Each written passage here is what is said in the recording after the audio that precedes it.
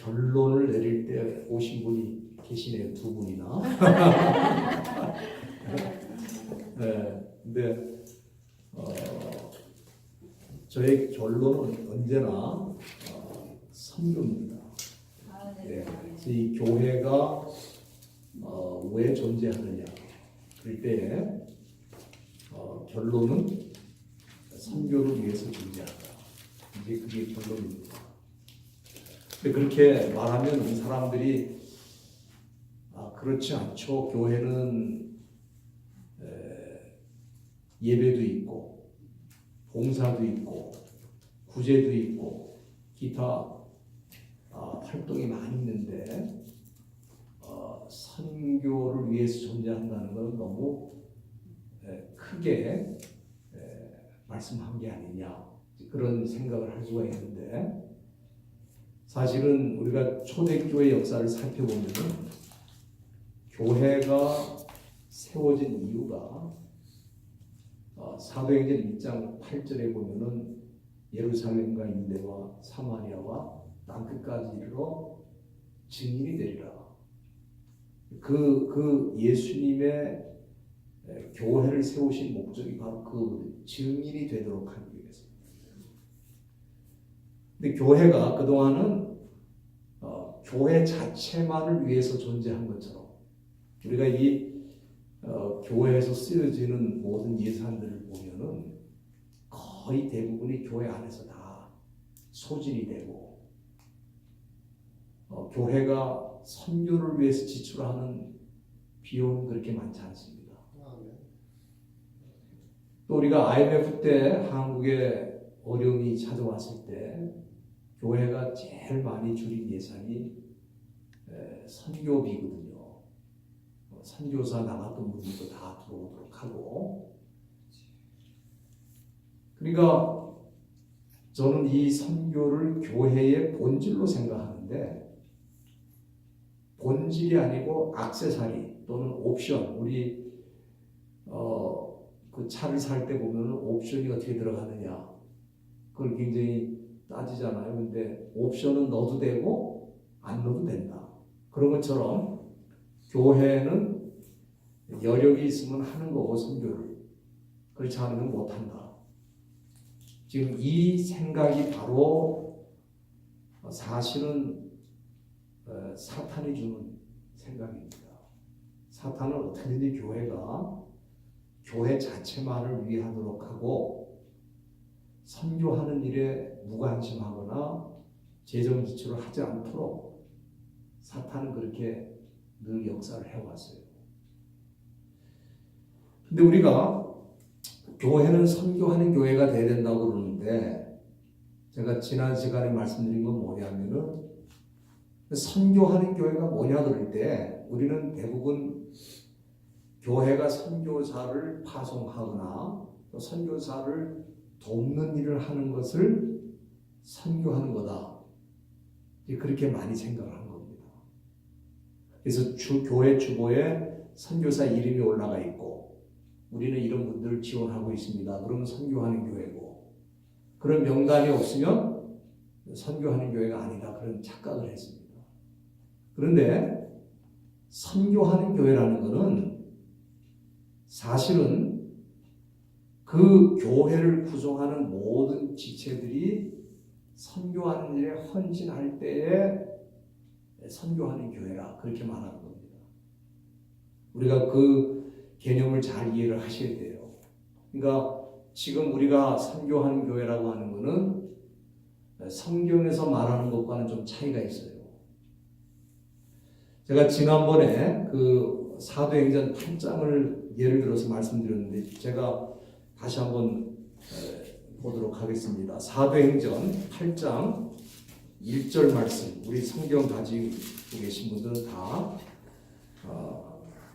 읽어보시길 바랍니다. 8장 1절 말씀 한번 같이 성경에 있는 분들은 다 찾으셔서 같이 읽겠습니다. 시작. 사울이 그의 죽임 당함을 마땅히 여기더라. 그날에 갑자기 나서 사도 외에는 다 다 유대와 사마리아 모든 땅으로 흩어지리라. 흩어지리라. 거기 보면은 스데반이 그 박해로 인해서 죽고, 그리고 계속적으로 교회에 큰 핍박이 일어나면서 예루살렘에 있는 교인들이 그 당시에 베드로를 통해서 뭐 3,000명, 4,000명 이렇게 회개를 했다고 하니까 그 이상은 됐을 겁니다. 그런데 누구만 남고 다 흩어졌다고요? 사도들이니까 12명의 사도를 제외하고는 모두가 흩어졌다는 거예요. 그럼 우리가 이 흩어졌다고 했을 때 박해가 일어났으니까 박해를 피하기 위해서 어딘가 숨어 있었을 거다. 우린 그렇게 생각을 많이 하는데 그게 아니고 여기 8장 4절에 보면은 그 흩어진 사람들이 두루다니며 복음의 말씀을 전했다. 그랬으니까 이 흩어진 사람들이 복음을 전하는 선교적 사명을 실천하고 있었다 그 말입니다. 그러니까 초대교회는 12명의 사도만 선교한 게 아니고 예수를 믿고 구원받은 모든 사람들이 다 흩어져서 복음을 전했는데 그동안에는 예루살렘 중심으로 복음을 전하다가 핍박이 나서 유대, 사마리아까지 내려갔다는 거예요. 우리가 이 흩어진 이 크리스천들, 우리가 이 사람들을 소위 무명 선교사라, 이름이 없는 선교사라 이 말이에요. 그러니까 우리는 선교사 그러면 이름이 있는 사람들, 바나바, 바울은 다 이름이 있죠. 그러나 대부분의 선교하는 사람들은 이름이 없어요. 그들이 주후 300년 동안 흩어져서 복음을 전했기 때문에 결과적으로 로마 제국이 313년에 기독교를 인정할 수밖에 없는 그런 역사적 순간이 찾아오게 된 이유가 사실은 이 이름도 없는 무명 선교사, 바울이 선교했기 때문에, 바나바가 선교했기 때문에 사람들은 그게 쉽게 말하는데 그게 아닙니다. 이름 없는 수많은 크리스천들이 선교적인 삶을 살았다 이 말이에요. 그리고 이들이 점점점 흩어져 갖고 어디까지 내려갔냐면은 사도행전 11장에 보면은 19절 말씀에 때 스데반의 일로 일어나는 환란을 인하여 흩어진 자들이 베니게, 구브로, 안디옥까지 왔다. 안디옥까지 왔다.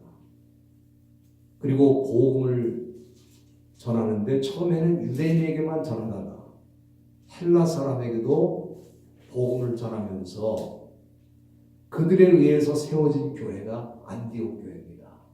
그리고 이 안디옥 교회는 바나바와 바울을 선교사로 파송함으로써 예루살렘에서 시작된 기독교가 유대 사마리아를 거쳐서 이제 땅끝을 향해 나갈 수 있도록 됐다 이 말이에요. 그런 선교적인 역사가 어떻게 해서 일어나느냐? 바로 이름도 없이 빛도 없이 복음을 전하는 무명 선교사들의 헌신이 거기에 있었다. 그렇기 때문에 저는 그렇게 생각합니다. 지난번에도 말씀을 드렸지만은 이 세상에는 두 종류의 사람밖에 없다. 두 종류의 사람이라는 건 뭐냐면은 선교지인 사람과 선교사인 사람이다. 내가 선교하는 일에 헌신하지 않는 사람은 그 사람이 여전히 선교지예요. 우리가 선교지 그러면은 아프리카, 아시아 이런 여러 지역의 나라들을 많이 생각합니다. 물론 지역적인 컨셉으로도 볼 수 있는데 사실은 선교지는 사람이에요. 예수 없는 사람이 선교지입니다. 그러니까 예수를 믿고 예배가 회복이 되고 주님의 제자가 된 사람들은 선교사로 살아야 되는 거예요. 그러니까 내가 선교사로 살지 못했다면 여전히 나는 선교사가 필요한 선교지란 말이에요. 우리가 이 개념을 잘 이해하셔야 됩니다. 그동안은 선교사 그러면 특별한 어떤 사람, 그런 사람들을 선교사로 많이 생각했는데 사실은 모든 크리스천들이 선교사다. 그래서 주 1세기에는 크리스천 가운데 노예가 있었어요. 여러분들 노예 출신으로 크리스천 된 사람이 누군지 아시죠? 이건 주일학교를 좋은 데 나와야 하는데 네? 누구죠? 오네시모. 빌레몬서에 나오는 오네시모라는 사람이 노예야, 노예. 그러니까 우리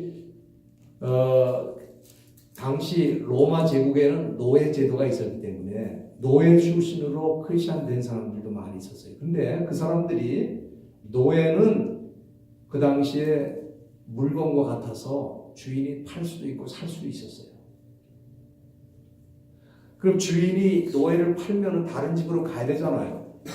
그러면은 그 다른 집으로 갈 때 크리스천 노예들은 내가 이제 또 팔려서 다른 집으로 가는구나 그렇게 생각한 게 아니고 하나님이 나에게 선교지를 바꿔주는구나. 그러니까 크리스천 노예들도 자기 정체성을 선교사라고 하는 생각을 갖고 간 거예요. 그래서 가서 열심히 일하면서 이 복음을 전했기 때문에 여러분이 잘 아시는 것처럼 콘스탄틴 대제가 313년에 기독교를 공인할 때에는 로마 제국 내 귀족 가운데서 상당수가 예수를 이미 믿고 있었습니다. 근데 그 믿게 된 원인이 여러 가지 있겠지만 첫째는 순결한 처녀들을 귀족들이 찾는데 가만 보니까 예수 믿는 사람들이 순결한 처녀들이 많았어요. 그래서 그 여인들을 통해서 귀족들에게 복음이 전해지는 것도 있고 또 이처럼 크리스천 노예들이 열심히 일하면서 주인에게 선한 영향력을 끼쳐서 예수 믿는 일이 있었다 이 말이에요. 우리가 구약에도 보면은 노예로서 하나님의 이름을 알린 사람이 있습니다. 누구예요? 예? 요셉이죠, 요셉.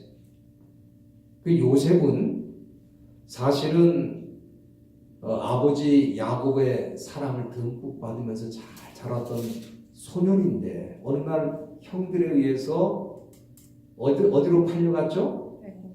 애국으로 팔려갔어요. 근데 그 당시에 애국은 하나님을 믿는 사람이 거의 없다고 보면 됩니다. 있을 수 있겠지만 없다고 봐야 되겠죠.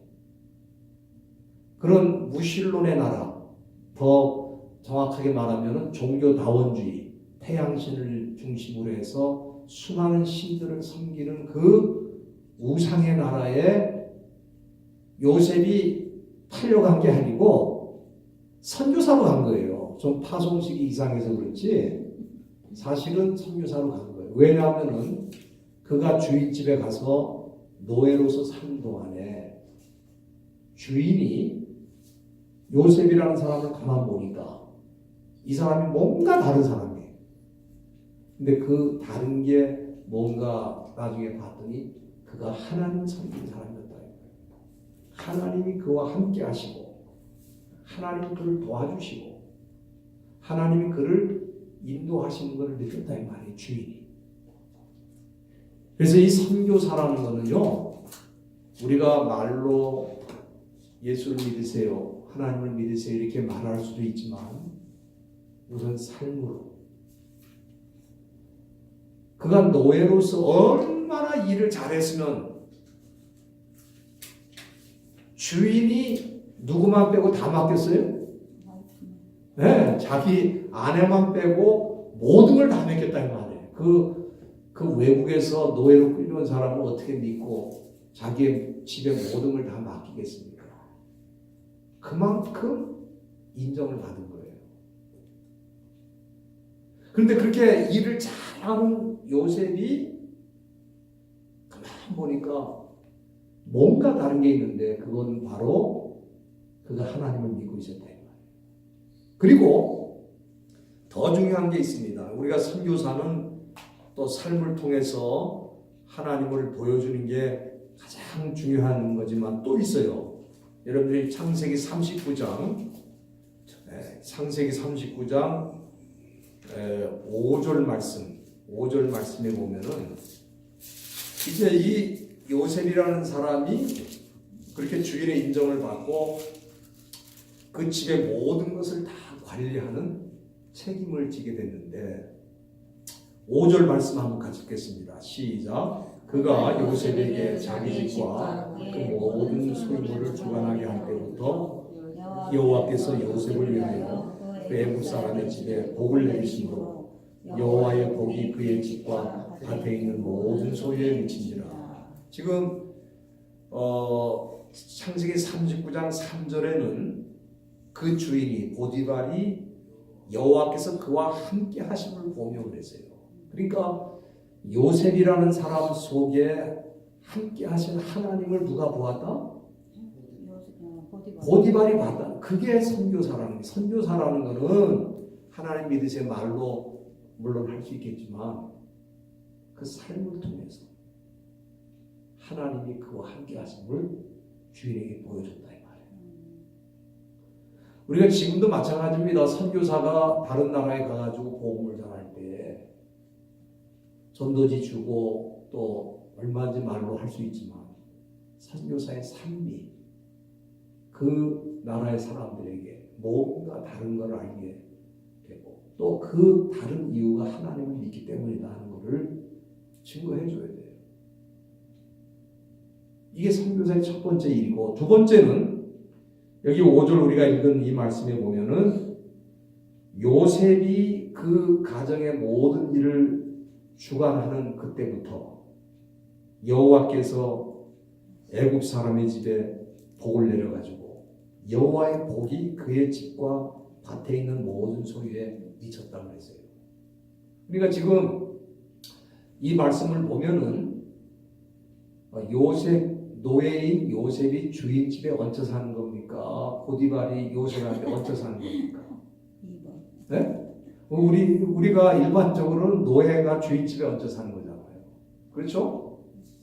근데 지금 이 말씀을 보면은 누구 때문에 지금 그 보디발이 복을 받는다고요? 요셉 때문에 하나님이 그러니까 보디발이 요셉한테 얹혀 사는 거지. 그렇잖아요.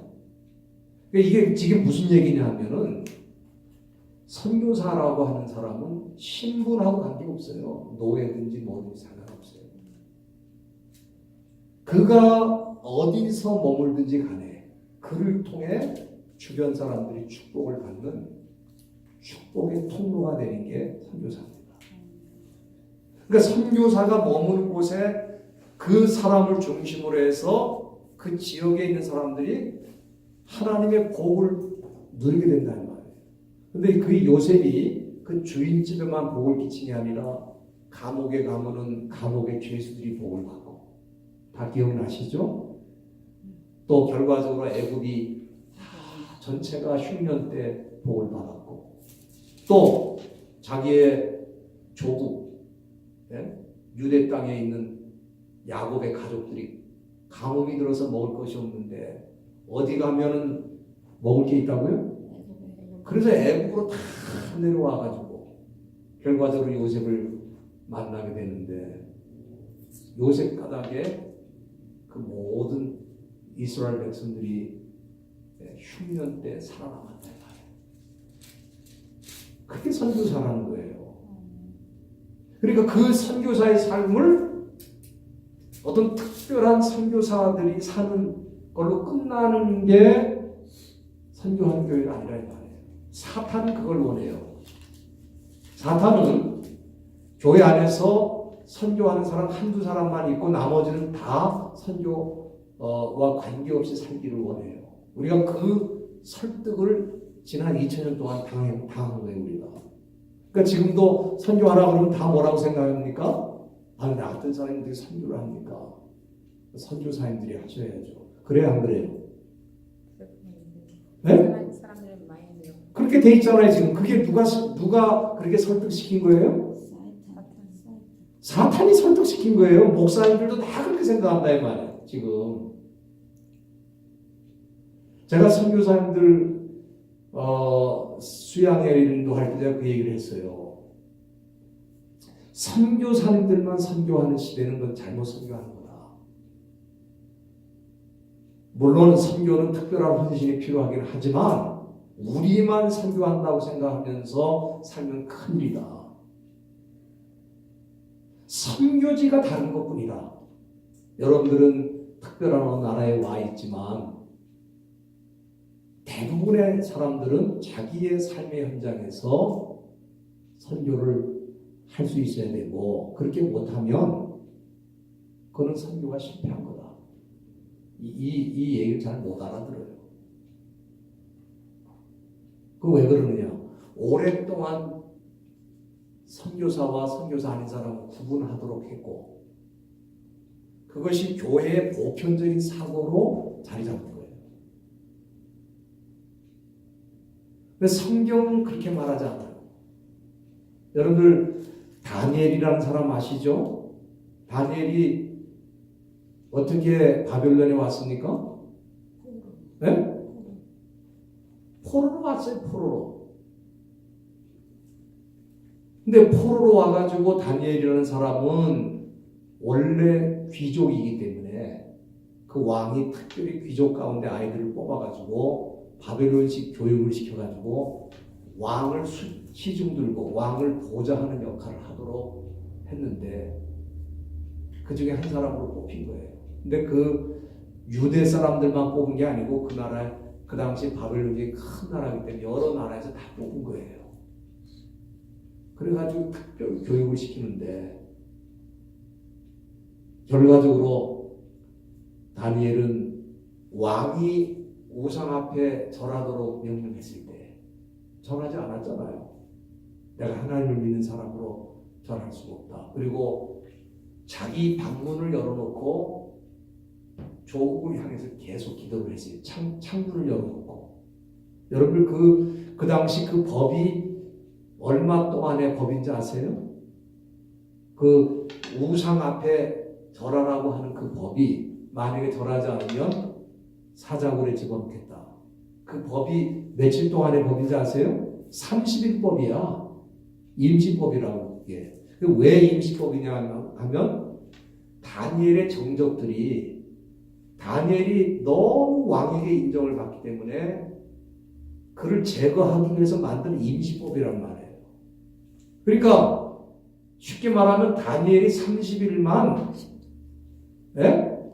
그냥 안 믿는 척하면 되는 거야. 그리고 기도도 이왕이면 그냥 창문을 닫아놓고 그 30일만 지나면 끝이야. 그렇지만 자기가 살기 위해서 그렇게 안 했어요. 자기 신앙을 지키기 위해서 그는 어떻게 보면 정면으로 대치하면서 나갔어요. 그래서 사자굴에 들어갔잖아요. 근데 사자굴에 왕이 넣었어도 너무 아까운 인재니까 왕이 어떻게 했어요? 네? 그 새벽에 일찍 갔어요. 죽었나 안 죽었나. 그리고 혹시 살았나 하고 이름을, 원래 사형이라는 거는 한 번 실수해서 사형 죽였는데 안 죽잖아요. 이건 다시 살리는 겁니다. 원래 교수형도 다 죽게 돼 있지만 안 죽은 사람이 있다는, 그 사람은 2번 사형시킬 수 없어요. 혹시나 하고 불렀는데 다니엘이라 그랬더니 거기서 대답이 나오는 거예요. 여러분 그 놀라운 일이 일어났잖아요. 근데 그거보다 더 놀라운 일이 있어요. 그게 뭐냐면 여러분들이 다니엘서 한번 다 열어주시기 바랍니다. 다니엘서 6장 한번 다 보시기 바랍니다. 6장.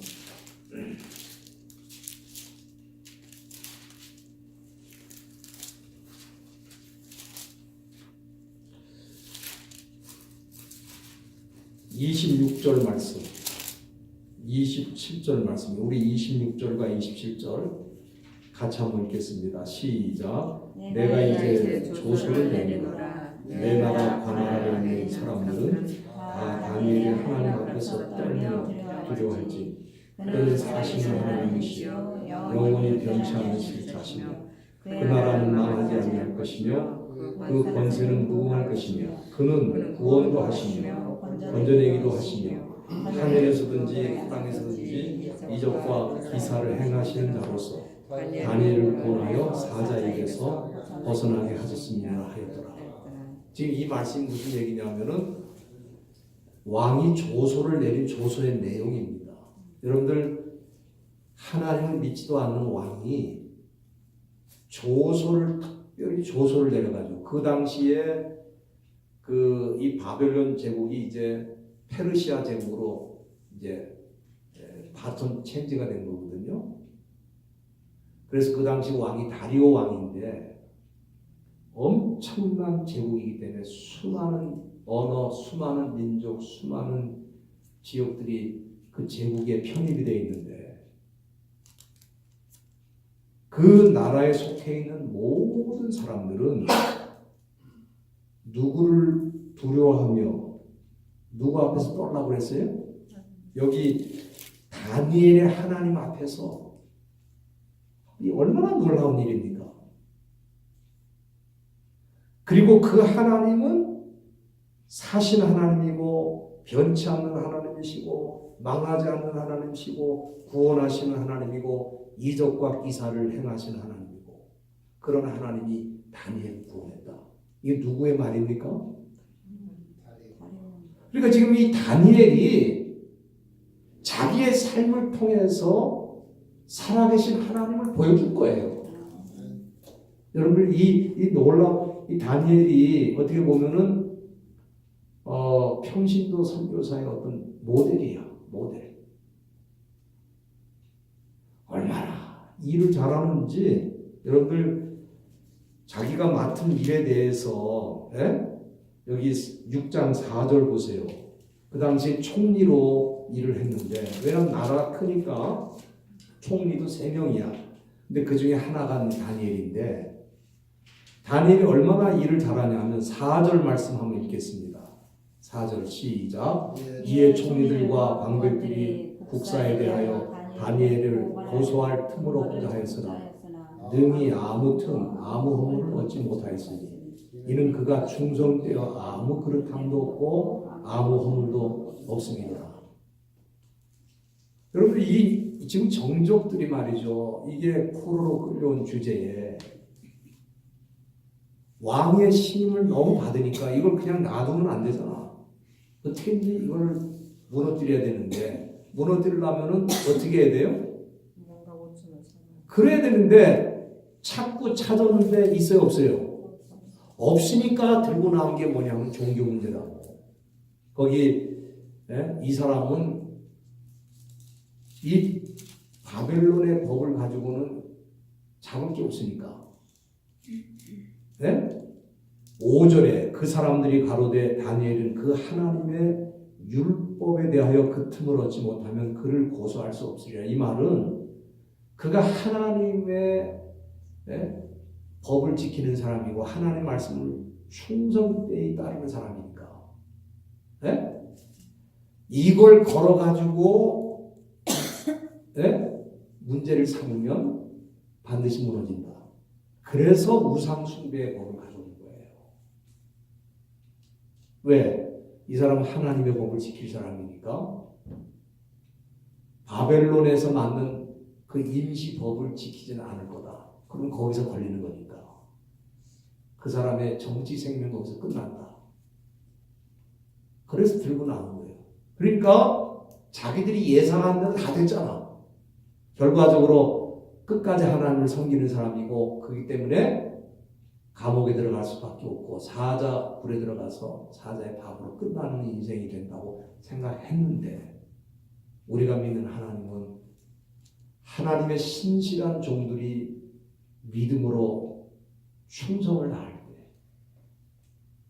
사자 불에서도 그 입을 봉해가지고 구원하시는 하나님 줄로 믿습니다. 아멘. 그걸 보고 이 다리오 왕이 놀란 거예요. 반드시 뼈도 못 추리고 죽어야 되는 사람이 결과적으로는 그대로 살아있는 거야. 근데 그 살아있는 이유가 하나님께서 그를 살렸다 이 말이에요. 하나님께서 살렸다 이 말이에요. 오늘 그렇기 때문에 지금 이 시대가 가장 큰 문제가 뭐냐면은 하나님을 믿는 사람들이 하나님 제대로 안 믿어요. 말로는 다 믿는다 그러고 어려울 땐 다 어떻게 합니까? 입 꾹 다물고 있든지. 자기가 살기 위해서 신앙까지 버린다 이 말이에요. 그러니 세상 사람들이 하나님을 믿는 사람들을 볼 때 어떻게 생각하겠어요? 네? 별거 아닌 사람으로 생각하죠. 저 사람들은 하나님 믿는다고 해도 자기가 살기 위해서 얼마든지 신앙을 버릴 수 있는 사람이다. 그런 시시한 하나님을 사람들이 왜 믿겠어요? 그렇지 않습니까? 저도 그런 상황이라면 안 믿을 것 같아요. 다리오가 놀란 거는 자기가 죽는 길인 줄 알면서도 자기 신앙을 지키기 위해서 사자굴에 들어갔는데도 불구하고 그 사람을 살려내신 하나님을 보고 기절한 거예요, 이 사람. 오늘 이렇게 이름도 없이 빛도 없이 수많은 크리스천들이 선교적 삶을 살아왔기 때문에 기독교가 오늘날 우리에게도 전달이 된 거예요. 할렐루야. 네? 여러분들 정말 이거는 놀란 일인데 지난 기독교의 2000년 역사가 초대교회가 탄생하고 그 2000년 동안에 이름도 없이 빛도 없이 신앙을 지키고 수많은 사람들에게 하나님 살아계시고 그리스도를 통해서 구원을 받는다는 이 놀라운 진리를 위해서 자기 목숨을 바친 사람들이 엄청 많아요. 지금 북한에도요. 정말 이름도 없이 빛도 없이 신앙을 지키기 위해서 피를 뿌린 사람이 지금 한둘이겠냐 이 말이에요. 언젠가는 그 순교자들의 피가 열매로 나타나는 날이 올 줄로 믿습니다. 만약에 북한이 자유를 누리게 된다면 그거는 정치인의 무슨 노력이 아니고 그들의 눈물과 그들의 피와 그들의 땀이 거기에 뿌려졌기 때문에 열매로 나타나는 거지 정치인들이 왔다 갔다 했다고 뭐 되는 게 아니에요. 오늘 우리들이 그 사실을 잘 기억하고 내가 왜 여기 있나? 우리 많은 사람들이 미국 땅은 기독교 국가라고 생각하는데 그건 착각입니다. 기독교 국가가 아니에요. 지금 미국은. 지금 미국의 크리스찬이 10% 될까 말까 합니다.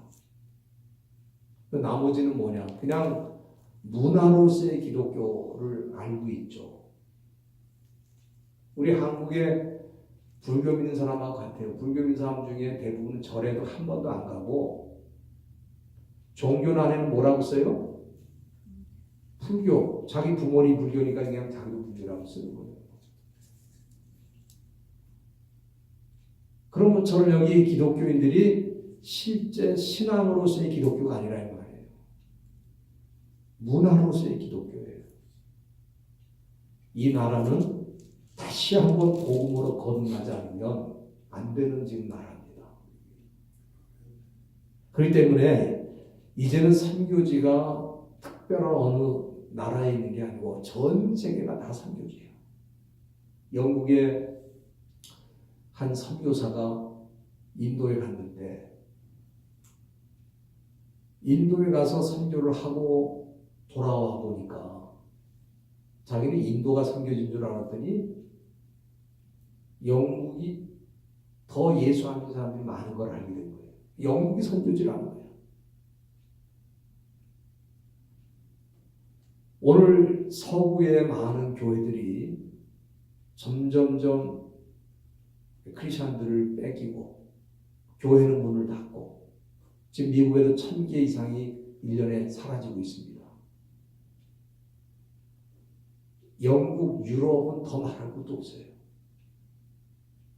전 세계가 지금 선교지화되고 있어요. 왜? 아까 말씀드린 대로 신앙이 이런 요셉이나 다니엘과 같은 신앙이 아니고 편리할 때 자기들이 말하는 그런 종교에 불과하기 때문에 힘이 없어요. 그래서 이 시대에 다시 한번 크리스천들이 선교적인 정신으로 무장하고 다시 교회를 세우지 않으면 교회가 사라질 위기에 있는 거예요. 지금 여러분 북아프리카가 뭐 예를 들어서 알제리라든지 모로코라든지 가면 다 회교 사원이 거의 대부분이고 교회는 보이질 않습니다. 근데 바로 그런 나라들이 과거에는 기독교 국가였던 거 아세요? 주 3세기, 4세기, 6세기까지는 7세기까지는 거의 기독교 국가야. 그런데 기독교가 타락하고 형식과 단지 종교 집단으로 변하면서 회교가 들어왔는데 회교가 그냥 다 접수했어요. 그런 나라들. 싸우지도 않았어요. 힘이 없어요. 건물로 말하면은 너무 작아가지고 발로 툭 건드려도 그냥 다 무너지는 거예요. 지금 현재 기독교가 지금 그런 수준으로 지금 내려가고 있는 거예요. 순교자의 신앙 뭐 이런 건 다 어디 간지 없어. 그래서 지금 교회론을 새로 배워야 되는데 교회론을 그동안 교회를 유지하는 관리하는 교회론을 배웠어요. 이제는 교회론을 어떻게 배워야 되냐면 다이내믹 에클레시아라지 역동적 교회론, 역동적 교회론이라는 세상을 뚫고 들어가는 교회론이라는 거. 그게 선교적 교회론입니다. 그래서 지금 그걸로 결론을 지금 내야 되는데 여러분들이 이 선교가 우리의 실존입니다. 이 책을 집에서 꼭 읽어보시고 정독을 하시고 이 책을 다 요약을 하셔서 저에게 제출해 주시길 바랍니다. 그게 숙제예요. 여러분 학점 따려면은 숙제가 필요하잖아요. 그걸 잘 읽으세요. 정독을 하세요. 그래가지고 저한테 보내주시면 제가 학점을 드리겠습니다. 그렇게 하시고 잠시 쉬었다가 또 다시 모이도록 하겠습니다.